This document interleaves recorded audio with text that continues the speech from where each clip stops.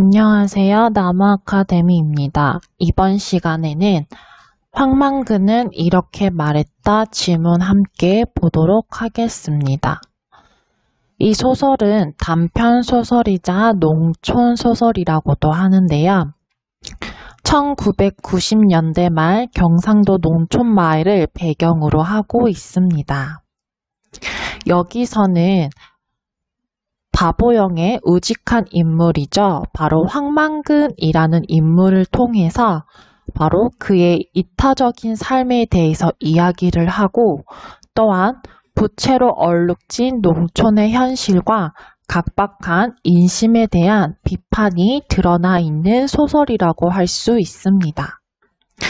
지문을 보면서 확인할 수 있겠지만 여기에서는 묘비명 형식의 글을 덧붙여서 주인공 황망근의 삶을 평가하고 있습니다. 또한 여기서는 사투리와 비속어를 사용하여서 현장감과 사실감을 살리고 있고 또한 해학적이고 향토적인 분위기를 만들고 있습니다. 그리고 또 하나의 표현상의 특징을 본다면 과장되고 익살스러운 어투를 사용하고 있으며 언어 유희가 나타나고 있음을 확인할 수가 있습니다. 네, 그러면 질문 함께 보도록 하겠습니다. 황망근이 없어졌다. 네, 소설의 첫 부분이 바로 여기에 일어나는 핵심적인 사건을 제시함으로써 시작이 되고 있는데요. 주인공이 실종되었다는 사실을 알리면서 소설을 시작하게 됩니다. 네, 이렇게 제시함으로 인해서 바로 독자의 호기심을 자극하고 이후에 내용 전개에 독자들이 보다 더 몰입할 수 있게 하는 효과가 있음을 알 수가 있습니다. 이 새벽에 혼자 경운기를 타고 집을 나간 황망근은 늘 들리를 나가면 돌아오는 시각에 들어오지 않게 됩니다. 그가 아무리 술을 마시고 취하더라도 12시가 될 쯤이면 항상 돌아왔었는데 이번에는 돌아오지 않은 사건이 일어난 것입니다. 그가 돌아오지 않자 마을 회관에서는 황망근이 직접 심어놓은 등나물 덩굴 아래 사람들이 모이게 되었습니다. 네, 이 부분은 시험 문제에서 굉장히 많이 출제된 부분인데요. 등장인물인 이장이 하는 말입니다. 한번 보도록 할게요. 만그인지 방그인지 그 바보 자석. 네, 이거 볼게요. 여기서는 이장이 황망근을 바보자석이라고 합니다. 즉 여기 동네 사람들은 황망근을 바보다라고 이야기를 하고 있는데요. 보도록 할게요. 그 자식 하나 때문에 소요물도 못하러 가고 이기 뭐라 20발이나 되는 소가 한꺼번에 발 굽는 게 중요한가 아니면 바보 자식 하나가 어디 가서 술 처먹고 집에 안 오는 게 중요한가 라고 이야기를 하고 있습니다. 네, 여기서 이장의 태도를 한번 보도록 할게요. 사람인 황망근이 사라졌는데도 불구하고 자신의 집에서 키우는 동물, 즉 소가 밥 끓는 것을 더욱 걱정하고 있습니다. 네, 이것은 바로 황망근의 안위가 염려되는 상황에서 자신의 일만 생각하는 이장의 이기적인 태도를 알 수가 있습니다. 또한 앞서 말했듯이 사투리와 비속어를 사용하여서 현장감과 사실감을 높이고 있는 것을 알 수가 있었습니다.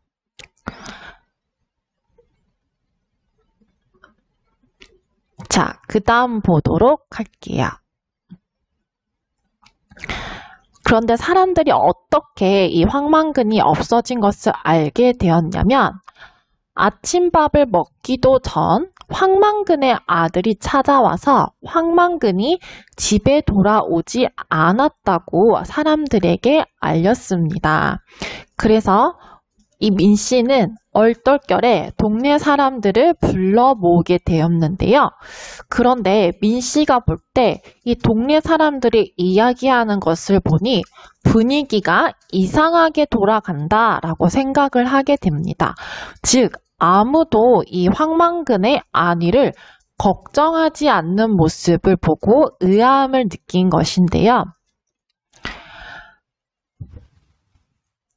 어제 걸기 대회 한다고 간 사람이 누구누구입니까? 라고 사람들에게 질문을 던집니다. 사람들 모두 다 고개를 흔드는데요.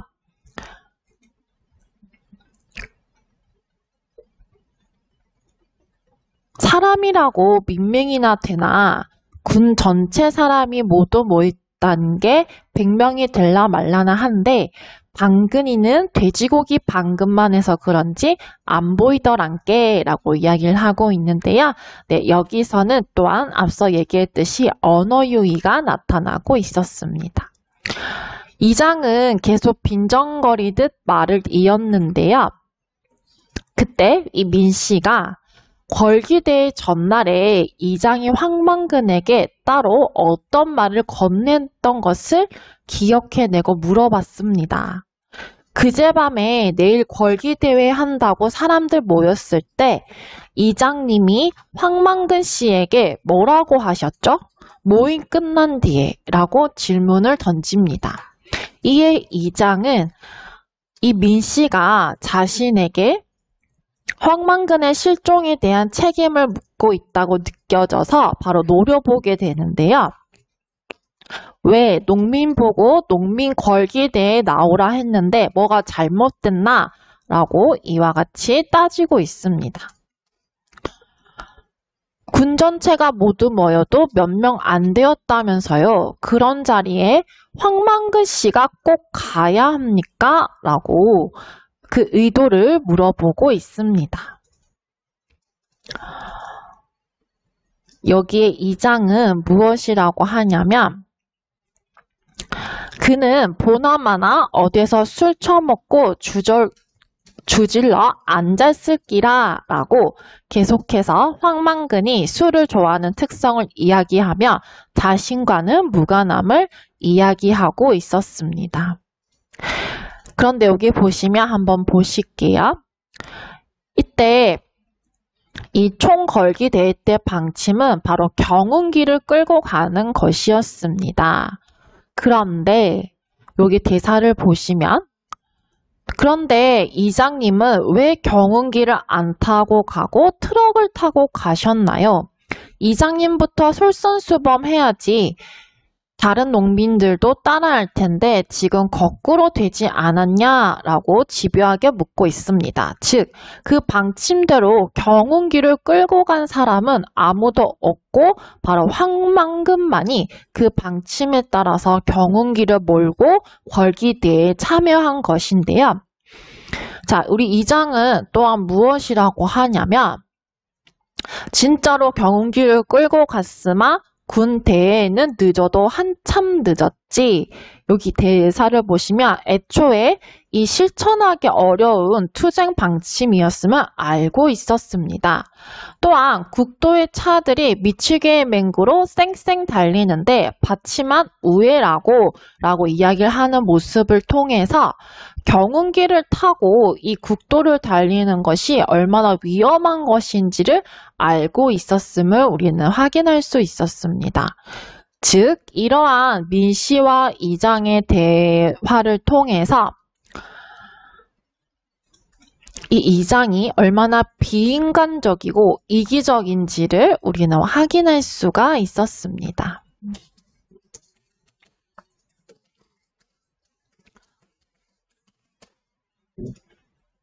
자, 그 다음 보도록 할게요. 그때 마침 바로 황만근의 어머니가 등장합니다. 이 황만근의 어머니는 무엇이라고 하냐면 내가 고딩어를 안 먹는다 했으마 이런 일이 없을 낀데 라고 하고 있습니다. 네, 여기 이날 황만근의 어머니는 고등어가 없으면 조반, 즉 아침은 먹지 않겠다라고 음식 투정을 부렸는데요. 따라서 어머니는 이 황만근이 돌아오지 않는 이유가 고등어를 사러 가서 돌아오지 못했다라고 생각을 하고 있습니다. 자, 근데 그 다음 우리 황만근의 아들이 무엇이라고 하는지 보도록 하겠습니다. 네, 알고 보니 그 전날 이 황만근의 아들이 아버지에게 제발 좀 목욕탕에 가서 씻고 오라고 핀잔을 주었습니다. 따라서 아들은 이 아버지가 자신의 그러한 핀잔을 듣고 온천이나 목욕탕에 가서 돌아오지 않는다라고 생각을 하는 것이었습니다.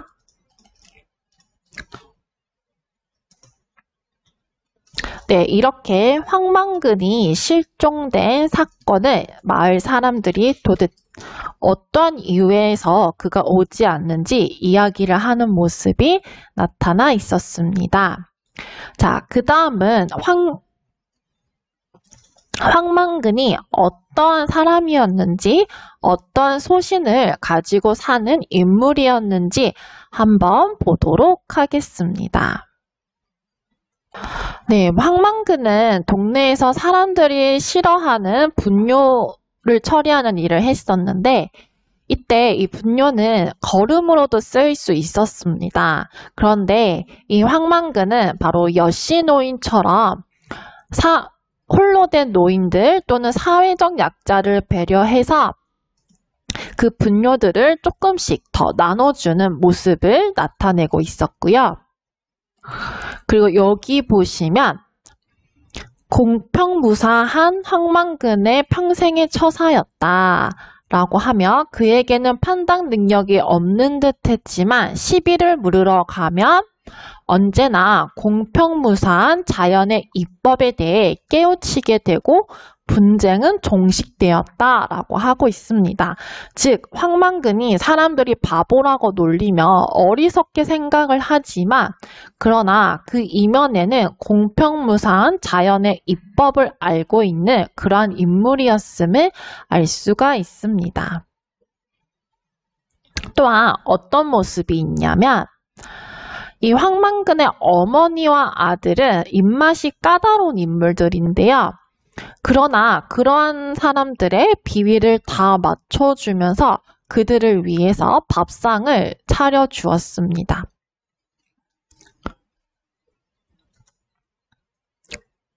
그리고 어머니는 집안일을 시키지 않고 자신이 모든 집안일을 다 하면서 지극히 어머니를 모시는 굉장히 효심 있는 아들이었음을 알 수 있습니다. 또한 여기 황만근이 어떤 인물인지 한번 보도록 할게요. 황만근은 책에 나오는 예는 몰라도 염습, 즉 시신을 씻긴 뒤 수의를 갈아입히는 일이나 산역, 시체를 묻고 이장하는 일인데요. 이러한 나미거리는 일에는 누구보다 앞장을 섰고 동네 사람들도 서슴없이 그에게 그런 일을 맡겼다라고 합니다. 또한 여기를 한번 보실게요. 똥구덩이를 파고 우리를 짓고 벽돌을 찍는 일 또한 바로 황만근이 동네 사람 누구보다 더 많이 했다고 합니다. 그리고 마을길 풀깎기, 도랑 청소, 공동 우물 청소 등 마을 사람들이 꺼려하는 모든 일들은 이 황만근의 담당이었습니다. 그런데 이런 황만근에게 고마워할지 모르고 이 동네 사람이 바로 무엇이라고 하냐면 방근아, 너는 우리 동네 아니고 어디 인정 없는 대처읍내 같은 데 갔으면 진작에 굶어 죽어도 죽었다. 암만 바보라도 고마워할 줄 알아야 사람이다 라고 이야기를 하고 있습니다. 네, 여러분, 동네의 굳은 일을 다 도맡아 하는 이 황만근에게 하지는 못하고 이와 같이 거꾸로 합리화하여서 이야기하는 마을 사람들의 그 이기적이고 부당한 대우를 받고 있음을 확인할 수가 있었습니다.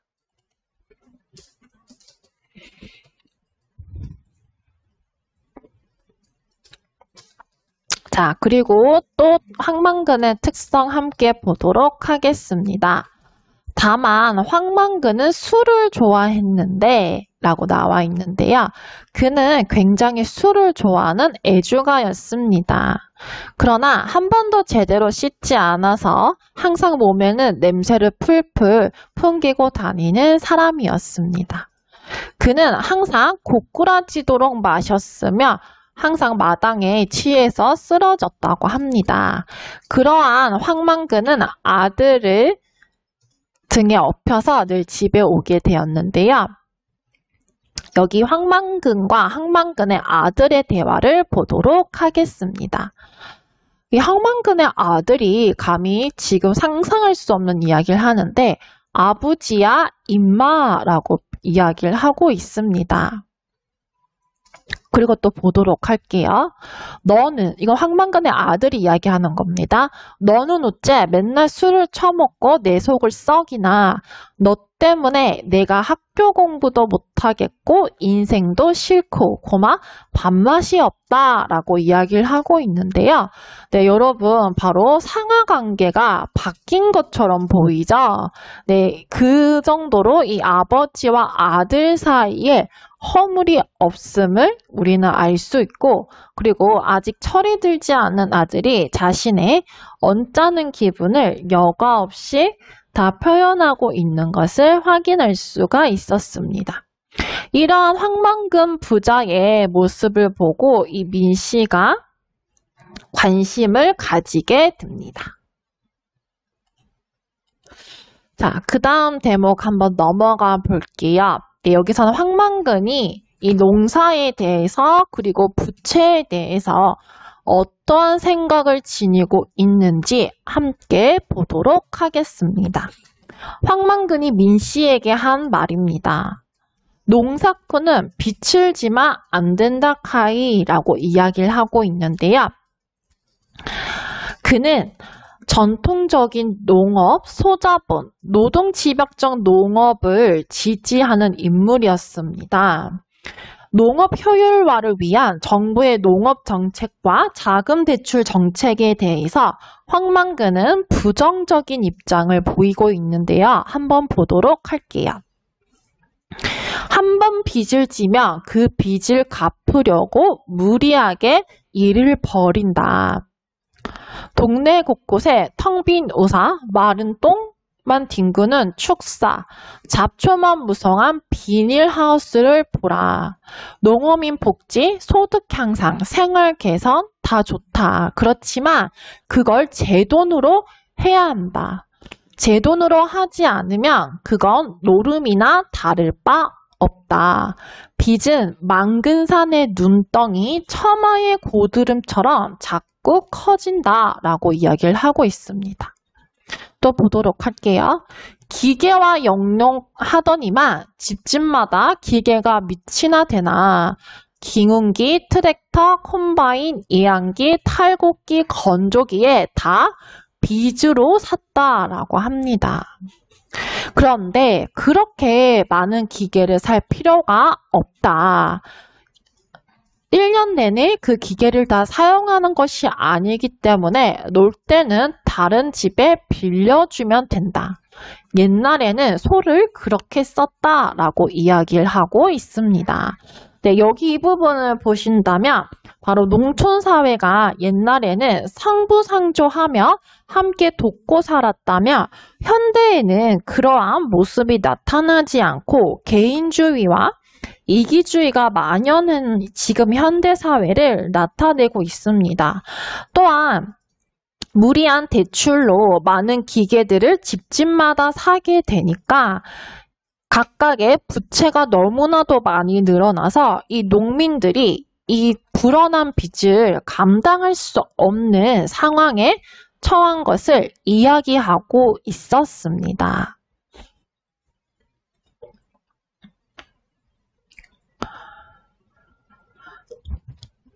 자, 그 다음 보도록 하겠습니다.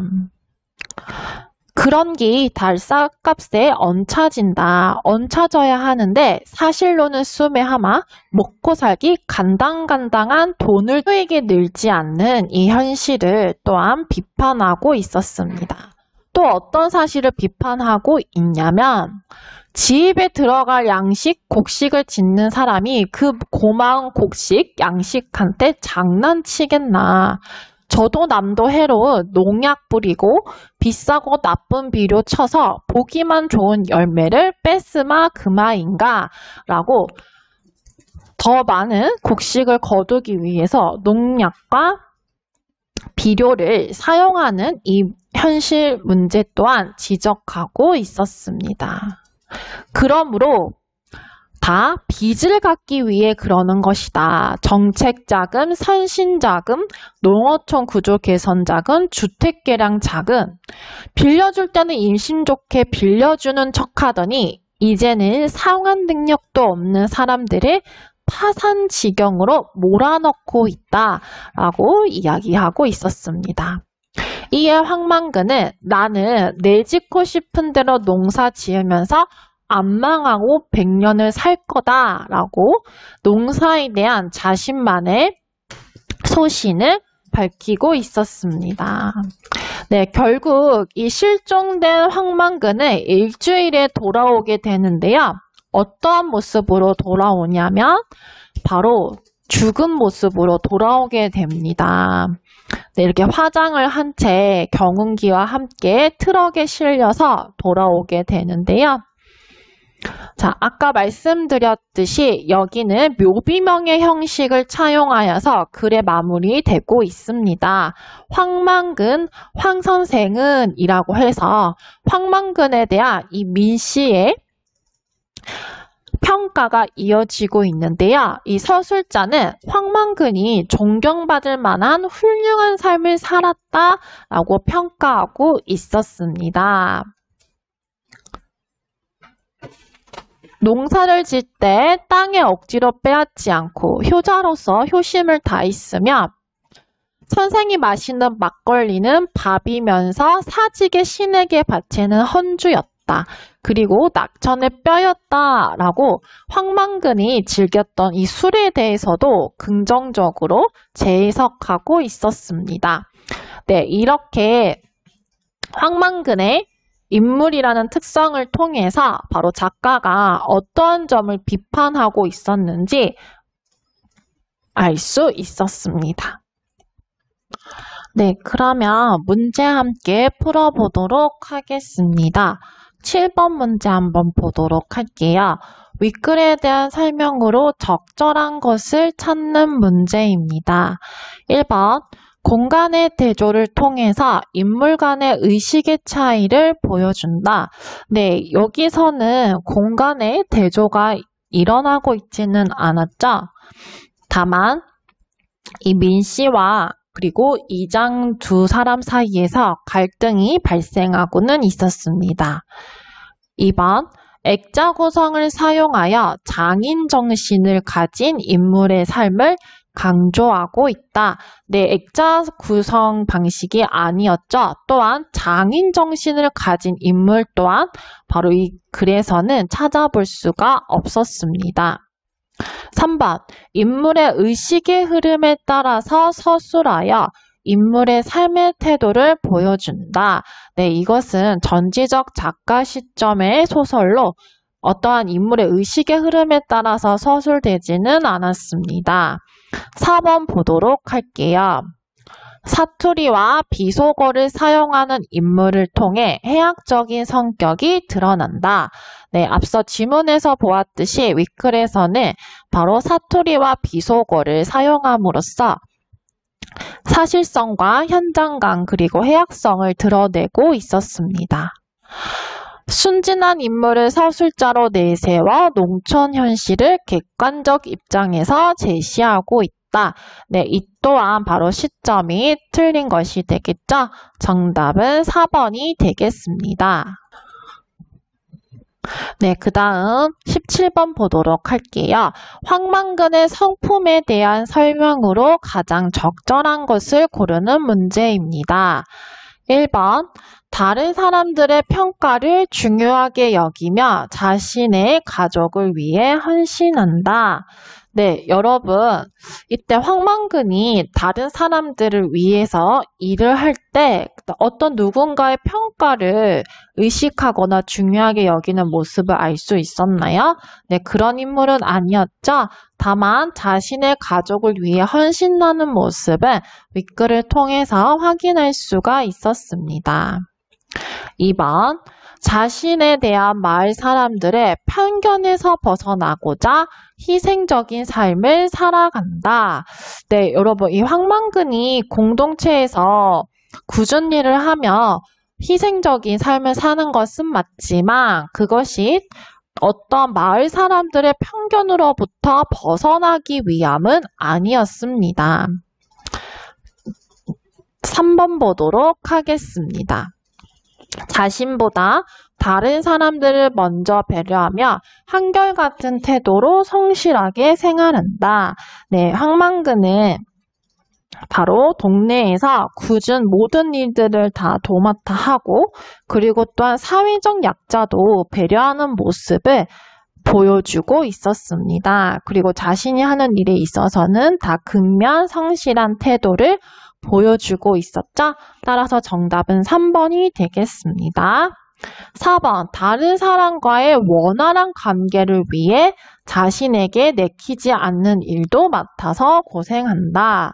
네, 황망근은 자신에게 내키지 않는 일을 하는 이유가 원활한 관계를 위해서는 아니었습니다. 5번, 자신의 일에 자부심을 가지고 있으며 남에게 인정받는 사람으로 살아가고자 한다. 네, 이 황망근이 농사에 대한 자부심을 가지고 있다고는 할 수 있지만 어떤 다른 타인에게 인정받는 사람으로 살아가고자 하는 모습은 윗글에서 확인할 수가 없었습니다. 따라서 가장 적절한 것은 3번이 되겠습니다. 네, 그 다음 마지막 문제 23번 풀어보도록 할게요. 이 작품의 배경이 되는 농촌의 현실과 다른 하나를 찾는 문제입니다. 1번, 마을 전체가 부채로 파산하는 일이 있을 정도로 농민들의 부채 문제가 심각했다. 네, 여기서 무분별하게 대출을 하면서 마을 전체가 파산하는 일도 있다고 위에 본문에 제시되어 있었습니다. 2번, 자기 이속만 챙기려는 개인주의, 이기주의가 만연했다. 네, 앞서 얘기했듯이 예전에는 상부상조하면서 서로 그렇게 살았지만 지금은 그러한 모습이 사라진 농촌의 모습을 이야기하고 있었습니다. 3번, 농촌이 고령화되어 갔다. 네, 40대였던 인물이 마을에서 젊은 층에 속한다라고 했습니다. 네, 따라서 그러한 모습을 통해서 이 마을이 점차 고령화되어 가고 있다는 것을 짐작할 수가 있습니다. 4번, 아무리 농사를 힘들게 지어도 농가 소득이 높지 않았다. 네, 이 윗글에서 우리가 보았듯이 아무리 농민들이 빚을 지고 또 열심히 농사를 짓는다 할지라도 그 소득이 높지 않아서 점점 그 빚을 상환하는 것은 더욱더 어려워지고 있는 현실을 이야기하고 있었습니다. 5번 보도록 하겠습니다. 귀농한 도시인의 삶의 어려움을 사실적으로 묘사하고 있다. 네, 여기 보시면 우리 황망근에 대해서 묘비명을 썼던 민씨가 있었죠. 이 민씨는 도시에서의 삶을 살다가 어려움을 겪고 농촌으로 돌아온 사람입니다. 그런데 이 작품에서 이러한 귀농한 도시인의 삶의 어려움을 사실적으로 묘사하고 있지는 않았습니다. 이 작품에서는 이 황만근이 사라진 사건을 계기로 황만근이 어떠한 삶을 살았는지 그가 가진 특성을 이야기하며 개인주의와 이기주의가 만연한 현대사회를 비판하고 또한 농촌사회 현실을 비판하고 있는 작품이었습니다. 따라서 정답은 5번이 되겠습니다.